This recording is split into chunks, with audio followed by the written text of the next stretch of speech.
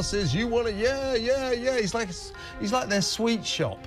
Anyway, £20,000 worth of free accommodation at Lord Wahid Ali's penthouse apartment in Covent Garden. It's worth 18 million quid.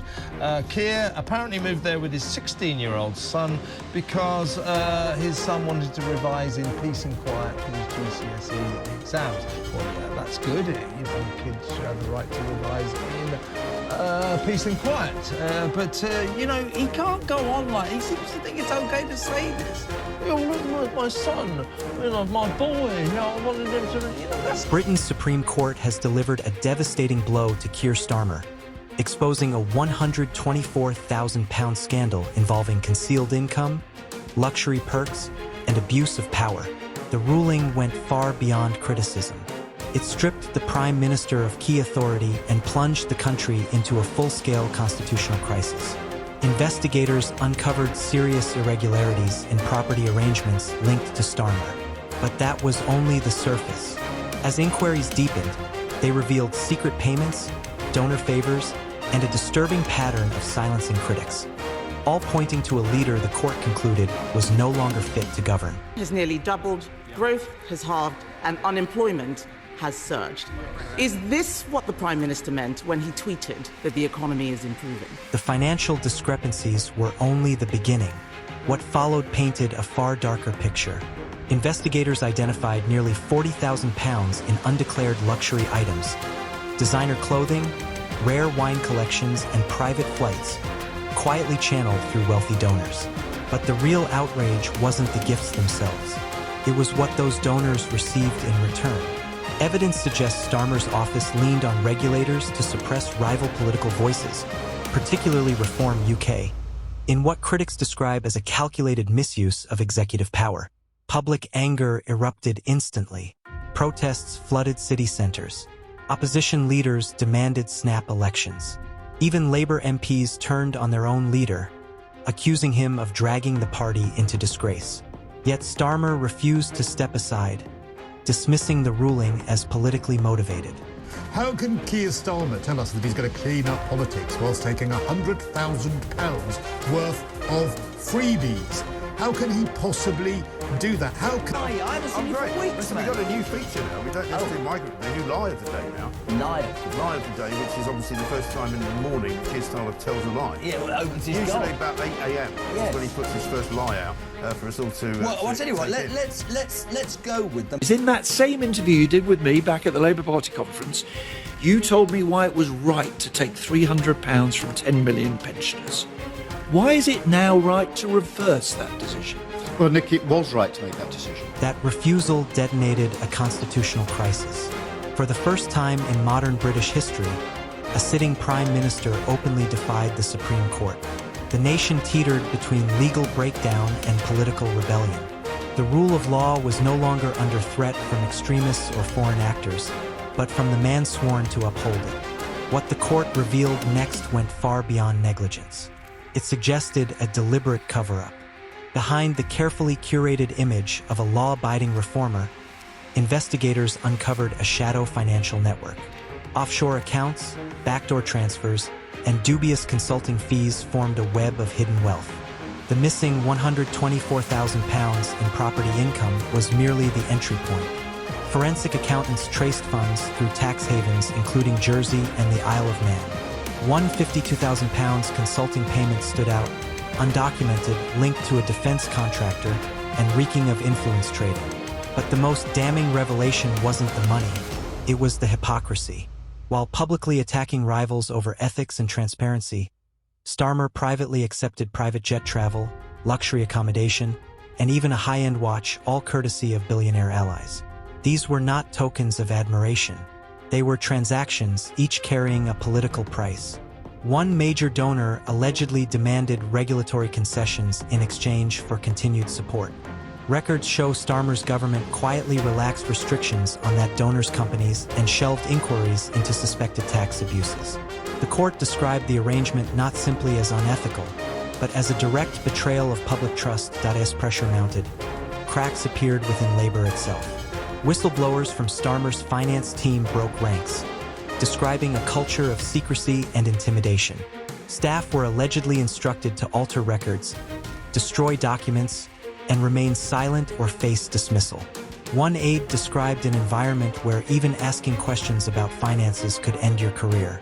The suppression didn't stop internally. Journalists investigating the scandal reported legal intimidation, allegedly directed by Starmer's office.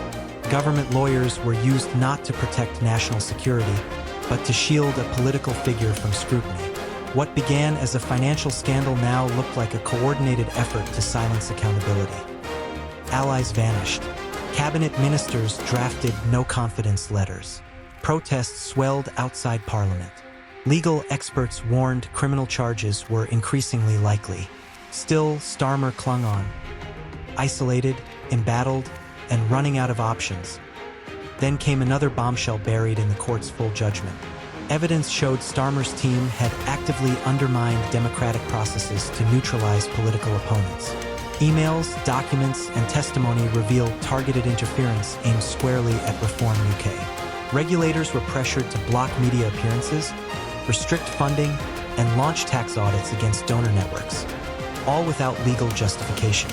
One internal memo suggested officials were instructed to erase Reform UK from public debate entirely. Behind the scenes, draft changes to election finance laws were prepared to retroactively disqualify competitors. Legal advisors warned of catastrophic consequences. Starmer pressed ahead regardless.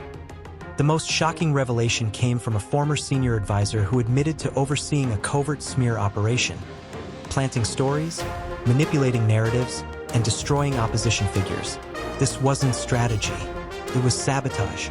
For many watching, it confirmed a chilling conclusion. The Prime Minister wasn't bending the rules. He was trying to rewrite them. The backlash was immediate. Politicians across party lines condemned what they now viewed as a coordinated attempt to rig democracy itself. Civil liberties groups sounded the alarm. Even moderate conservatives compared the tactics to authoritarian regimes. The Supreme Court was blunt. Starmer had crossed a red line, not just abusing power, but deliberately targeting political opposition through the machinery of the state. The implications were staggering. This was no longer about policy disputes. It was about a sitting prime minister weaponizing government to crush competition. As the country absorbed the scale of the crisis, a single question echoed through every institution. If Reform UK was targeted this way, who else had been? With Starmer refusing to resign, the crisis escalated into a full constitutional showdown. Royal advisors convened emergency meetings as pressure mounted on King Charles to intervene. The last time a British monarch dismissed a prime minister was nearly 2 centuries ago. Yet that dormant power suddenly loomed large. Legal scholars warned the nation was entering uncharted territory. Parliament was paralyzed. The courts had ruled. And the prime minister stood defiant, calling the process a vendetta. Inside Windsor Castle, advisors outlined 3 options: a private ultimatum, a public rebuke at Parliament's opening, or a televised declaration rendering the government illegitimate. As the king deliberated, chaos engulfed Whitehall. The cabinet secretary restricted Starmer's access to sensitive systems. Senior civil servants refused to execute orders. Even the military raised concerns, declining to follow potentially unlawful commands. For the first time in modern Britain, core institutions were openly operating independently of the elected leader. Downing Street became a fortress under siege. Resignations flooded in, including senior cabinet members. Starmer's inner circle collapsed to a handful of loyalists and lawyers. Inside Number 10, meetings turned frantic. Documents were reportedly destroyed. Some aides walked out mid-briefing. Outside, streets filled with protesters. Armored vehicles appeared near government buildings, a sight unseen in peacetime Britain. International shockwaves followed. The United States issued an unprecedented statement expressing concern over Britain's democratic stability. European leaders held emergency calls. Markets reacted brutally. The pound plunged. The Bank of England halted trading twice in one day to stem the collapse. Even the Church of England broke tradition. The Archbishop of Canterbury delivered a blistering sermon warning that no office outranks moral accountability. King Charles abandoned his private retreat and returned to London. an extraordinary move compared by historians only to wartime protocol. The conclusion was unavoidable. This was no longer a government in trouble. It was a nation on the brink. The tipping point came with Starmer's late-night televised address. Visibly shaken, he blamed shadowy elites for orchestrating his downfall and vowed to purge dissent from the civil service. The response was swift and devastating. As he spoke, live fact-checks scrolled across BBC screens. Within minutes, the Attorney General resigned publicly, the 15th cabinet departure. Behind the scenes, Starmer filed an emergency legal challenge against the Supreme Court itself, a move experts described as an assault on judicial independence. Civil servants entered caretaker mode, freezing non-essential government functions. The military established an emergency command structure bypassing Number 10 entirely. Trust had evaporated. Starmer remained inside Downing Street, but his authority was gone. Hours later, the inevitable occurred. By royal decree, Keir Starmer was formally removed from office, the first prime minister dismissed by a monarch in nearly 200 years. As police escorted him from Number 10, the nation watched in stunned silence. What followed was not just political fallout, but an institutional reckoning. Parliament reconvened under emergency procedures. An interim cross-party government was formed. Labour imploded under mass resignations and frozen funding. Reform UK surged in the polls. Law enforcement moved quickly. A Metropolitan Police task force launched raids on properties tied to Starmer's network. Offshore accounts were frozen. Forensic accountants moved in just 3 days. Britain was transformed. From quiet institutions to roaring streets, the country awakened. Over 500,000 demonstrators flooded London for the March for Democracy. Voter registrations surged nationwide.